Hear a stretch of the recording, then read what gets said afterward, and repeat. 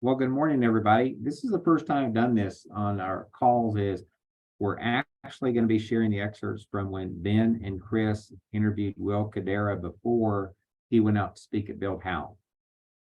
And I think he's got some great insights. I think it also gives you some background as far as for the book that you probably didn't get just from reading the book. So I think it's going to be really good. And if you aren't familiar with Unreasonable Hospitality, it is Will Guidara's journey from where he went from running a restaurant, being in the restaurant business. His father was in the restaurant business, and he really wanted to make an impact. So his quest as far as becoming the top restaurant in the world.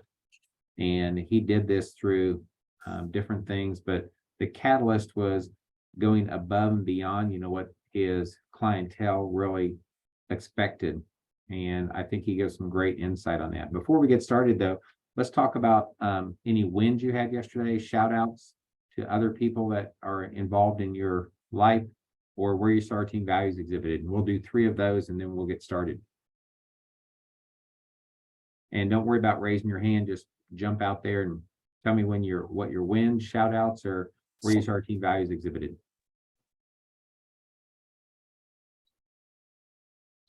I shared with people that I just started with plays, so I'm excited. My family knows, so they're really excited too. Awesome. Welcome. Okay. Welcome. 2 more. Thank you.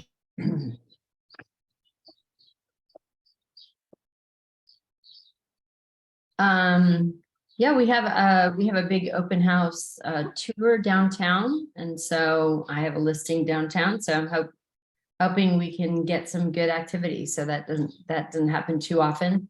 So maybe annually. So looking forward to that. Thank you. Very cool. All right, 1 more. Wins, shout outs, or where you saw our team values exhibited yesterday. Shout out to Wes for going all the way to Clarksville with me Yep. to visit a customer and see how that goes. I think you'll get that listing too. So good job on that. All right, let's jump in here. I'm going to share my screen. And again, we'll see how this goes. It's a actual video that was from our partners call where Ben and Chris interviewed Will Guidara. He is the author of the book, Unreasonable Hospitality. The market centers for Music City, Franklin, and Murfreesboro, all their staff is currently reading the book, which I think is interesting too. I know I've given my members of my team, the book too, but I think it's a great book because in the market that we're in currently, I think it's going to be more and more critical that we go above and beyond and differentiate ourselves from our co-listing people that we are going to be competing against. So let's jump in here. And this is Will, and Ben's just getting started with it. So we're going to be jumping around a little bit. So I think you guys are going to still get a lot from it. It's just an hour long, and we just didn't have that much time today. And let me know if you can hear or not. So give me a thumbs up once I start. And you're going to see thousands of people here and introduce you to this group, most of which everybody here has read your book or is halfway through your book if they're procrastinators. I wanted to give them a little taste of what they're going to learn from you in Palm Springs at our event. Would you mind just kind of telling us a little of your story?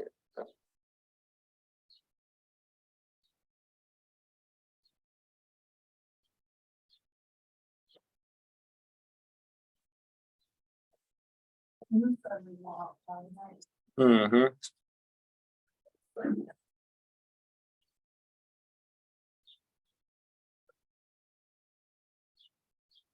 Well, I didn't anticipate that. I was trying it out before and it was working out great. So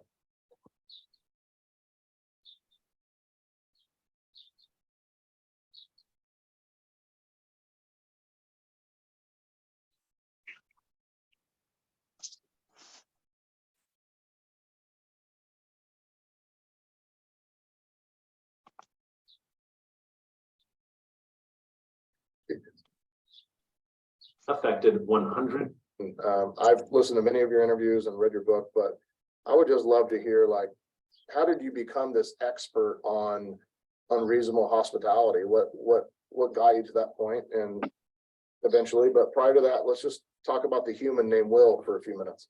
By the way, I just want to celebrate the fact that this is the most well-attended event prep call I've ever been a part of, and I'm just thrilled to be with all of you. I grew up in the restaurant business. My dad was a restaurateur. My dad was my hero, sincerely, growing up, and I would have probably wanted to do whatever he did for a living just by virtue of the fact that I wanted to be like him growing up. I'm thankful that the thing he did do for a living was something that I just loved.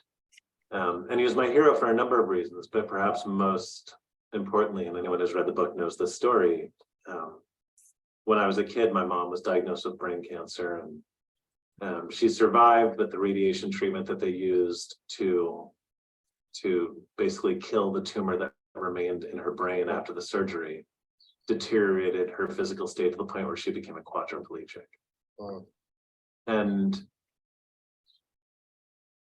I think, you know, when things happen very early in your life, you don't acknowledge them as being different from other people's normal. They just are your normal. And my normal was a dad who worked restaurant hours, which anyone familiar with restaurant hours are a lot of hours, and still managed to get up early, get my mom out of bed, shower her, put her in her wheelchair, get her fed, go to work, come home, do the whole thing in reverse, still be a good dad to me.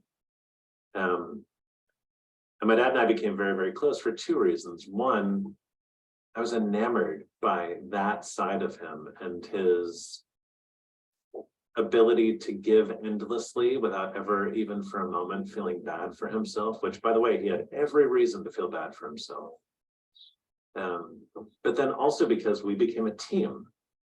My dad did everything he could to make sure that my life was as unimpacted as possible. But the reality was that, you know, I would cook my mom dinner. I would help her go to the bathroom, you know, like and so from an early age, three things became true. One, I wanted to be like my dad. Two, I was inspired by watching him,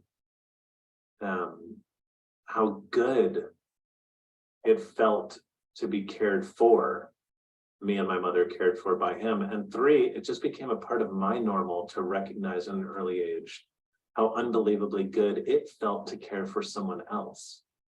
I grew up taking care of my mom, and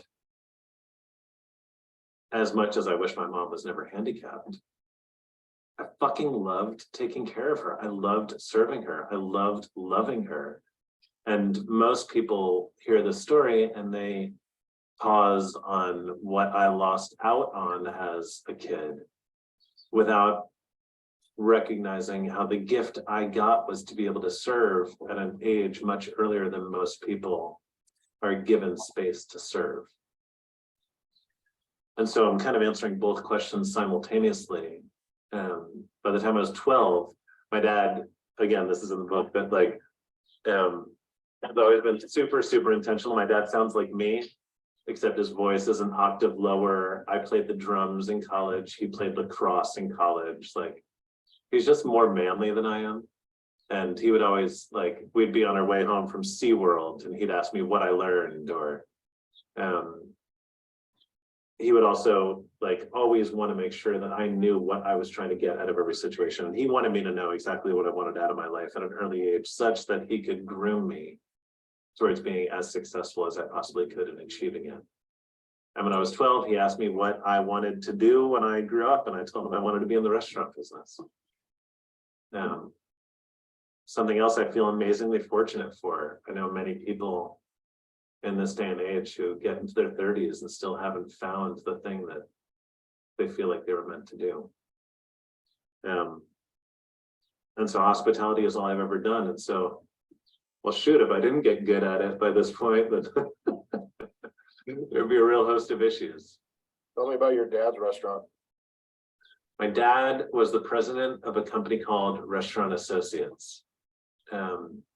Restaurant Associates was one of the big, great companies in New York. They had everything from Windows on the World, which was the restaurant at the top of the World Trade Center. They had the Rainbow Room, they had the Four Seasons. And I used to go to work with them every Saturday.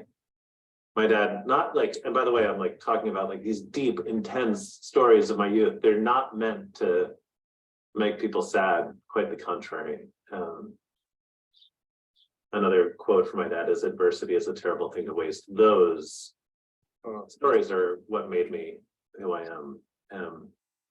But I'll add one more sad story, which ends in a moment of pride, is my dad always wanted to own his own restaurant. He never did. He always ran big restaurant companies. He ran Pizzeria Uno's. He ran Restaurant Associates. He ran Wolfgang Puck's company.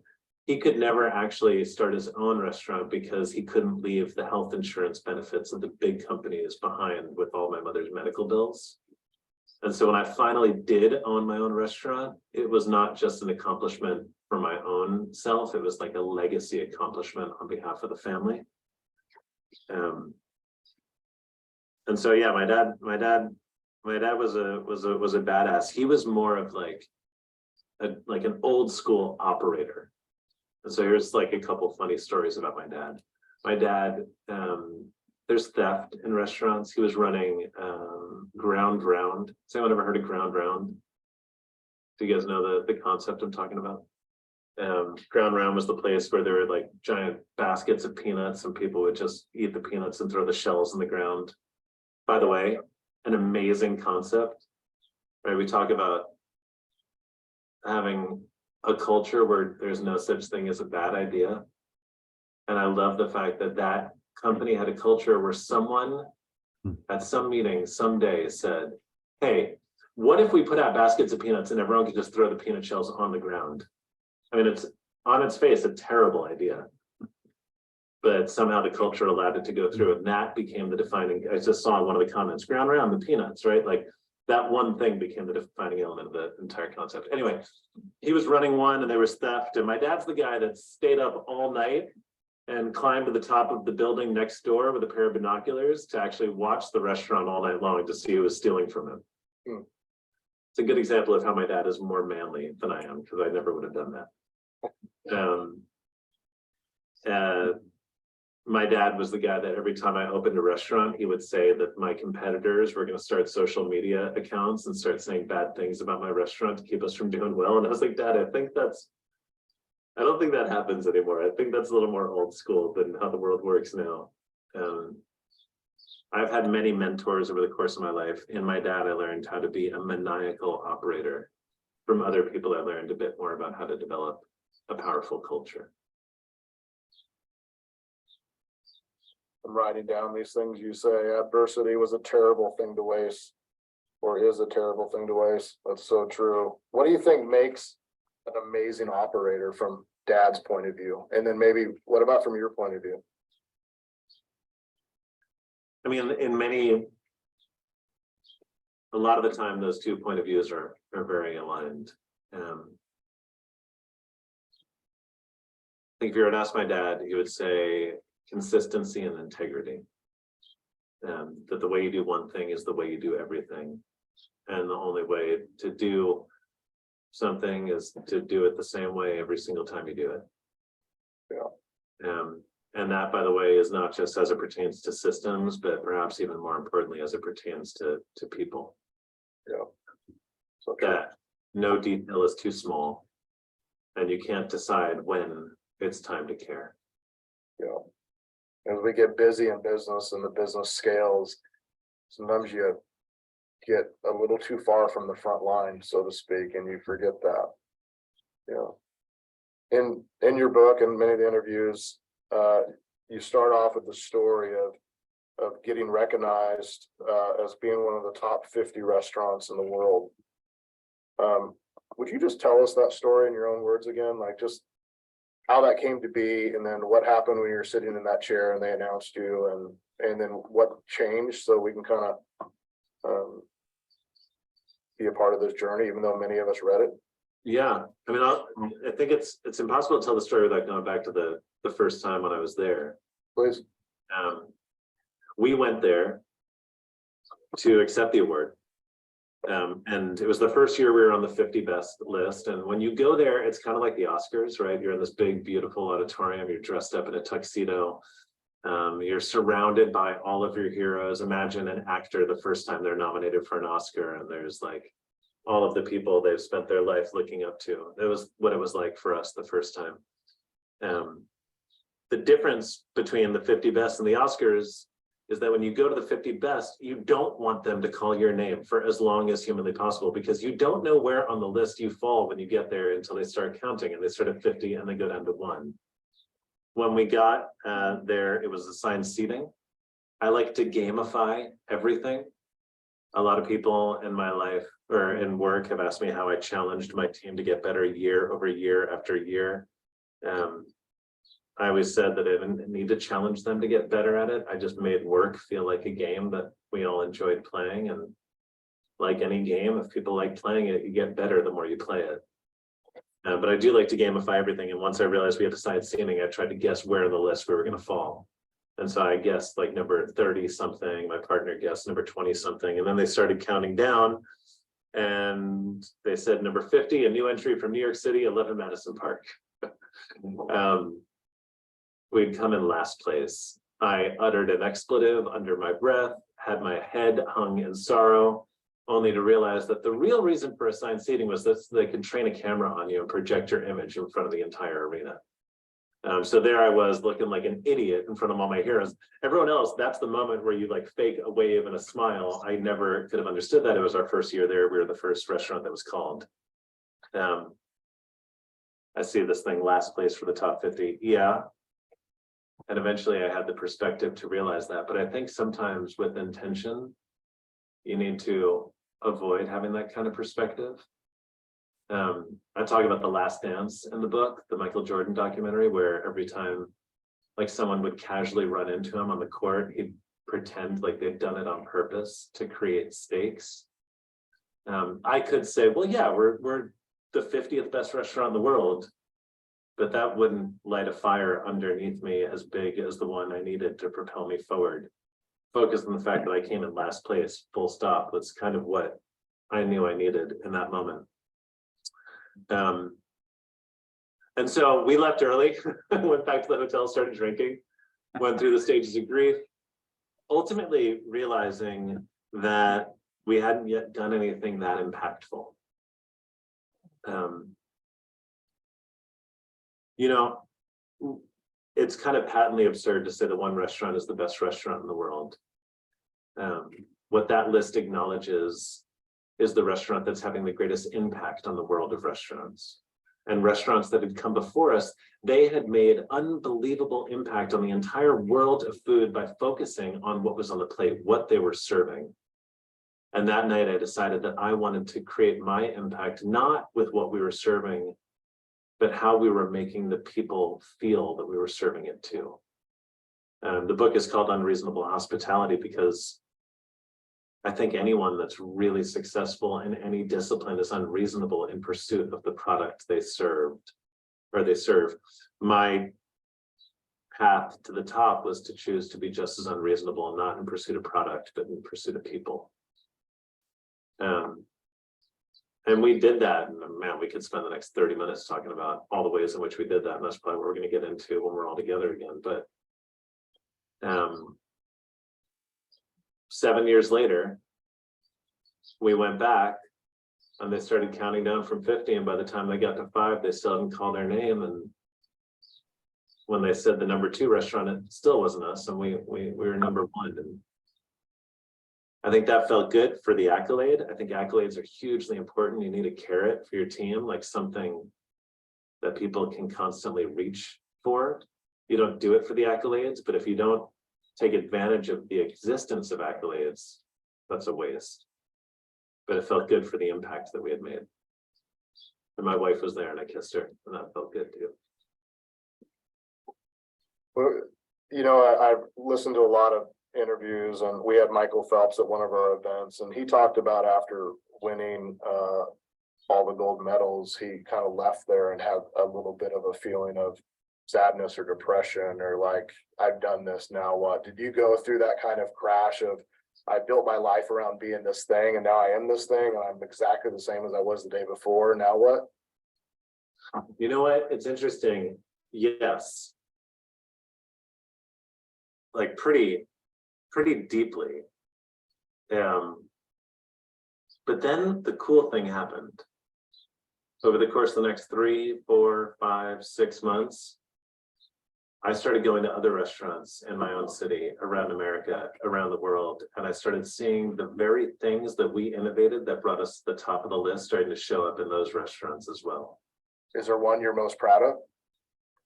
I mean, there's a bunch of stuff. One of the things I talk about in the book for anyone who read it is the touch the lapel, where we came up with a bunch of sign language, not only to make service more seamless, but also to normalize interactions that people struggled with.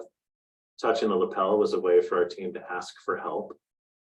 60% of the fine dining restaurants I've been to in the last 5 years, I see them using that same sign language.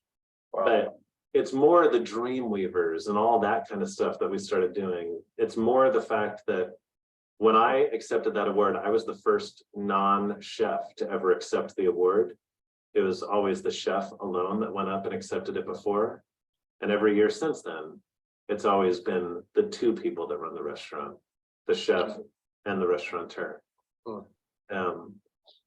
And so I think the moment that you realize the work actually impacts the way that other people approach their work is when you realize, I mean, Simon Sinek is a really good friend of mine. He wrote the Infinite Game. Yep, staring at it right now, actually. And it's depressing until you realize that you're playing an infinite game. I want to stop it there for a second, guys. There is so much to kind of unpack what he talked about when he first started talking about a role model, someone challenging, asking, what do you want to achieve? So he had clarity as far as what he wanted to accomplish in his life. Those are things that really makes people successful. Anybody else have any other comments as far as what he's talked about in that part of it?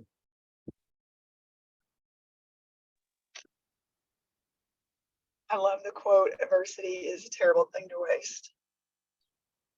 And that's where we are today, isn't it? I was going to bring that up. I mean, we are in a market where all the news you hear is doom and gloom and real estate's just going to crash. And that's actually not the case. If you're out there doing the activities, I mean, we're seeing those people be very successful. When we don't do the activities, we don't see that same success. Like, are we doing the open houses? Are we doing the phone calls? Are we doing the door knocking? Are we calling the leads on time? Are we following up with the leads? Those things all make a difference.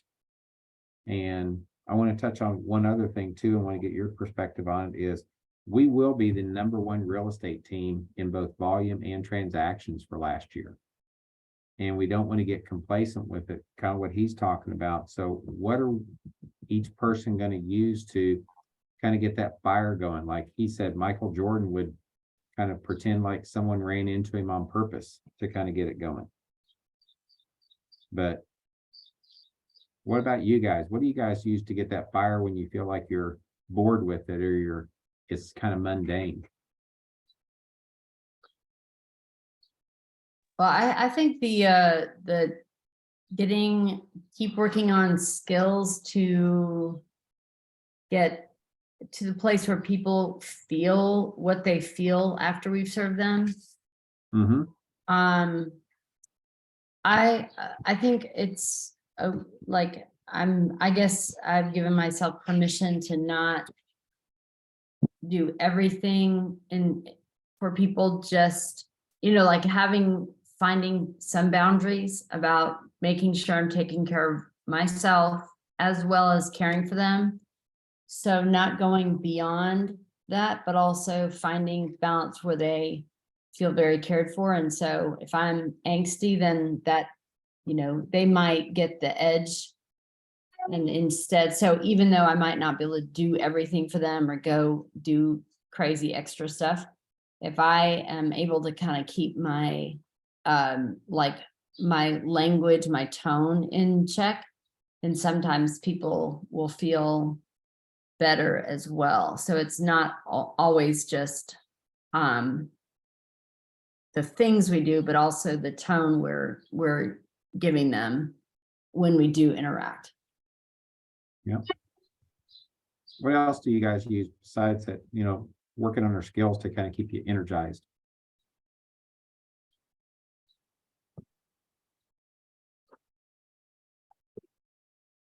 Nicholas, any input?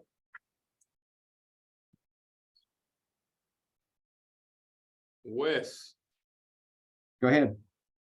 one thing I use to keep me energized is affirmations in the morning. I got them from Bo, like in 2019, Debbie DeGroat, but I listen to affirmations in the morning. That's awesome. That is so awesome. Love it. Anybody else with any insight or feedback on so far?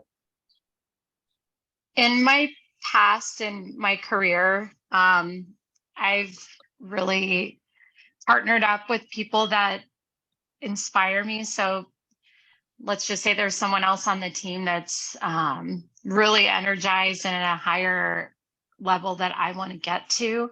So I'll put myself around them to see what are they doing different than me that I can adjust. Yep, gravitate towards that energy. It rubs off, doesn't it? It's contagious. Yep. Yep, absolutely. Let's go to this next part. This is kind of changing the conversation. Chris is asking about this. Chris might have a couple questions as well. Chris, are you there? Yeah. Will, I think one of the things that stood out to me was your concept of changing the conversation. And I think that concept is what could drive us beyond the day-to-day of what we're doing. How do you go about deciding which conversation you want to change? When you looked up and had, one of the most successful restaurants in the world, and yet you realized that the next phase was to change the conversation. How did you decide what conversation you wanted to change? I mean, I've always believed that the only way to affect change is when it's very natural to who you are and what you want to receive. I think far too many people serve the thing that they think people want to receive, as opposed to just serving the thing that you want to receive, creating the thing that you wished existed, building the world that you want to live in. And I'm like getting heady a little bit, but I really do believe it's true, right? I always wanted to change the conversation when I was no longer enjoying the conversation. And I think sometimes you just need to trust your gut and understand that if you're serving what you want to receive, it is the most authentic thing you can do, right? Because you're putting out into the world the thing that you believe the world needs. For me, the first big conversation I changed was, I believe restaurants are where people are meant to be served. I believe the table is a holy place where people can slow down for long enough and actually genuinely connect. I believe a great restaurant is somewhere where if you and I go and eat there together, we should be closer to one another at the end of that meal than we were at the beginning of that meal. And yet I was looking at an industry that I was a part of where restaurants were becoming places that you went to like bow down at the temple of the chef who had like mixed cranberries with like lobster and bacon and cornbread and expected people to call him a genius because of it. And I just kind of thought they'd lost their way a little bit. And so the conversation I wanted to change was to remind people that creativity and connection don't need to be in opposition to one another. That you can serve something that you're proud of and you can look to be groundbreaking without serving your own ego. That you can do all those things and remember that you're still there to serve people. Yeah.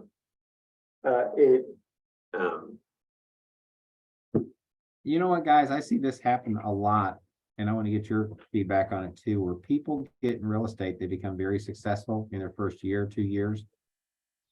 And then they just kind of come off the rails. And I think it's like what Will said, is they get bored with the conversation and really staying focused. I mean, ours is, we get to serve people in building wealth through real estate. That's what we do. That's what we're excited about. That's what gets me going each day. And it's also helping agents build their businesses through real estate and helping those others. So this is something that I think is really key, that if you get focused on it, you know what that big why is, like what Will was talking about, I think it makes a huge difference. Thoughts on that, Amy?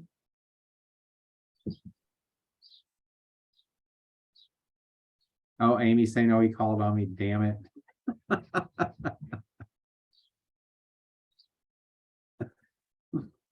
But we've all been there. We've all sit there and got to that point where we're just kind of saying, man, I'm just kind of tired of doing it. You got to get up and change your perspective. And I think it goes back to what Susie talked about, having those energetic people around you.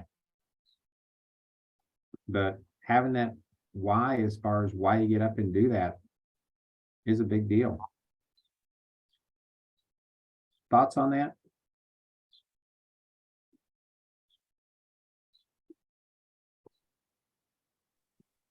Yeah, I think the why is driving. I agree 100%. Yeah, can you hear me okay? Yeah, go ahead. Yeah, I mean, the why is a driving force for sure. I mean, like if there's boredom or just like sometimes that's a futility issue of like, I keep kind of trying to call people and no one's coming, no one's getting through. So on paper, it looks like, okay, not a big deal. I'll just sit and call people and talk to them. Should be pretty easy. And then just discovery of like, no, this is not easy. It's awkward. It's not, I'm not enjoying it, that kind of thing. And so I guess, yeah, changing that conversation, I think that's a big one to kind of figure out, okay, how can this be a game? Like what he's saying, or how can I make this enjoyable? Even though I'm just sitting here staring at my phone going, yeah, I just don't want to, that didn't feel good. I don't want to do that again. I don't want to try again, get hung up on kind of thing. And so I think continuing to challenge the box that we're feeling like we're stuck in. Yep. Somebody else was saying something too. Go ahead. Yeah, Wes, one of the things that I've come to experience through my many years in this industry. This guy wrote the is, book, Unreasonable Hospitality. So what I was getting to is the craziness that there's so many agents that just get into this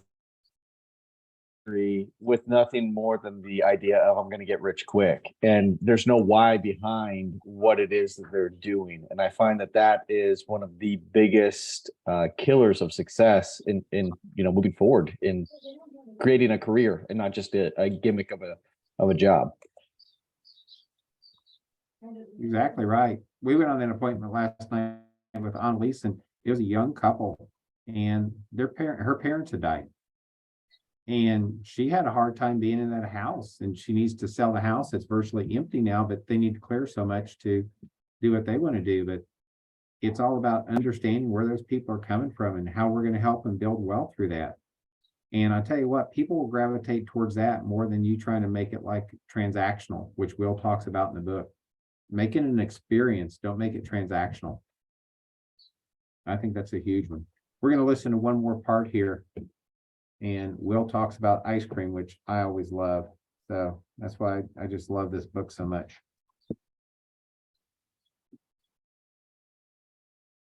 Dining chain, and they have soft serve in every single one of their restaurants, vanilla and chocolate.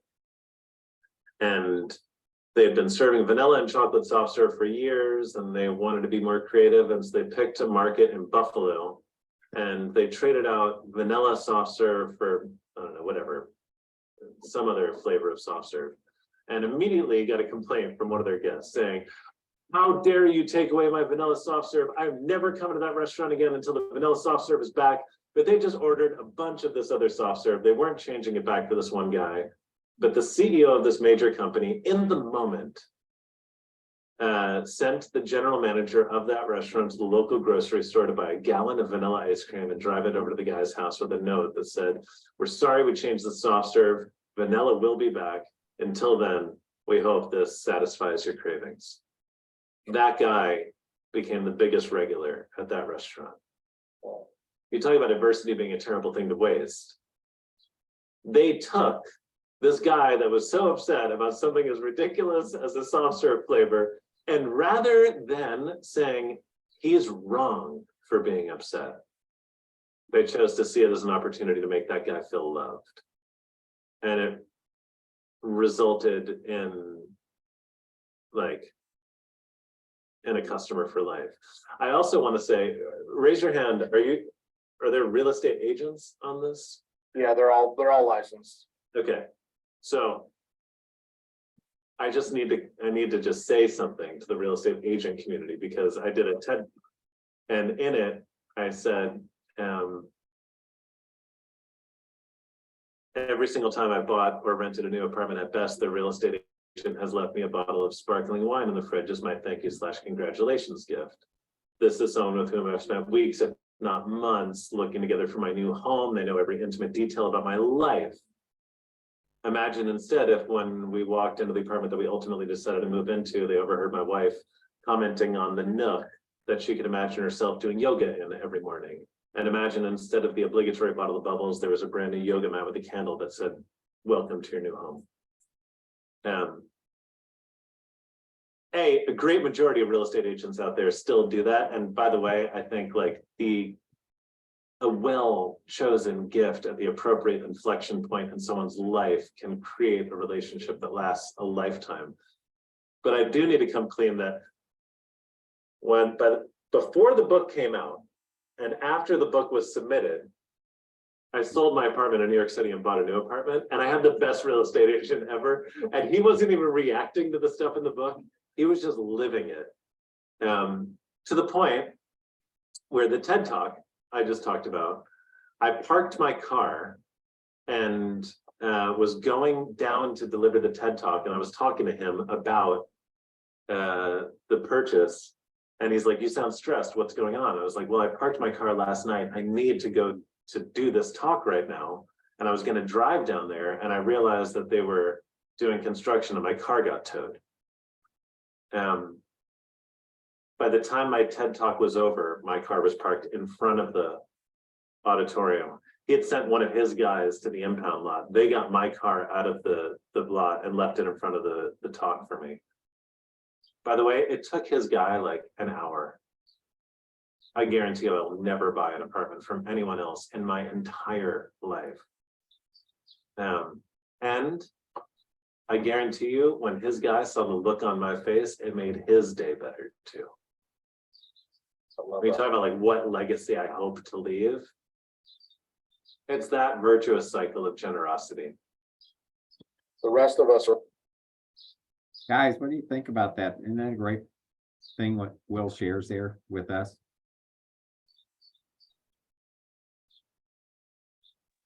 I think that's awesome, because a lot of people nowadays don't, it's like customer service has gone out the window, especially after COVID. And just there's a lot of, like you were saying earlier, there's a lot of negativity in the air, especially on the news. And just doing little things like that, you could win a customer for life. And just that's what you were talking about with, or what he's talking about with being customer facing and focusing on that rather than focusing so hard on your, you'll be successful if that's your main focus and your why. Absolutely. There's something there's several cities that this is going on, but it's kind of piloting it's here in Nashville. It's called Big Table, and it's caring for servers or people in hospitality. And a lot of times those folks are really having trouble paying rent. They don't eat fancy food. They're not able to, go to restaurants and all that stuff. And so it kind of identifies people who are in need and then able to pay like their bills and their that kind of thing. And then sometimes they'll serve them a really fancy meal for these servers. So anyway, it's interesting though, because a lot of times the servers in these situations really don't have as much as you kind of maybe expect. And so, so we've been part of that, and it's been really amazing to see how the people who are serving, who love to serve, get to be able to sit down and be served, and it's pretty cool. So Very cool. Steve, comments? Well, I love it, Wes. We just love it. And it's so good to hear these things and to be reminded in our business to be unreasonable. And we're just appreciative. Yeah, I'll tell you what, Will just brings out so many great points. The book is great, guys. Make certain that you give it a read. Go to the library if you can't get it, at one of the bookstores, because I know they're actually going off the shelves really well. It's become a bestseller. I felt really fortunate that we had Will come to our Build How event and also spent some time with us like this. So I just am very, very grateful for that too. And I'm going to let you guys go today. Hope you guys have a great weekend with open houses and also showings. Keep doing what you're doing, guys. Anybody got any last comments before we sign off? thanks, Wes. All right, guys. Talk to y'all later. Thanks, guys.